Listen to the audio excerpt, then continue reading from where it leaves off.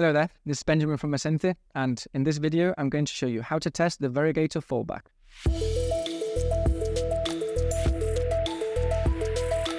So, here's how to test the Verigator fallback. First of all, I'm going to send a message.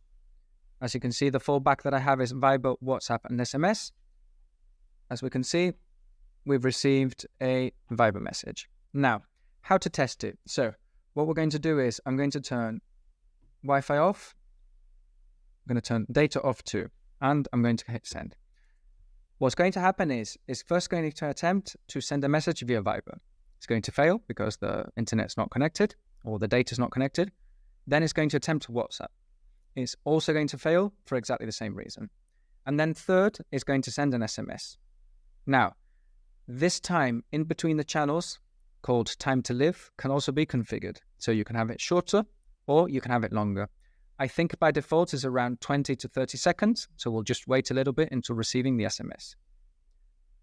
Other opportunities or other situations where this message cannot arrive to Viber or WhatsApp, it can be, for example, that they don't have the app installed, for example.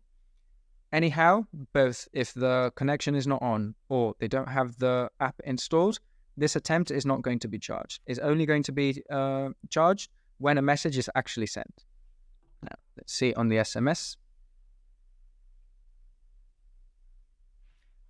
As we can see, we've received the message via SMS here.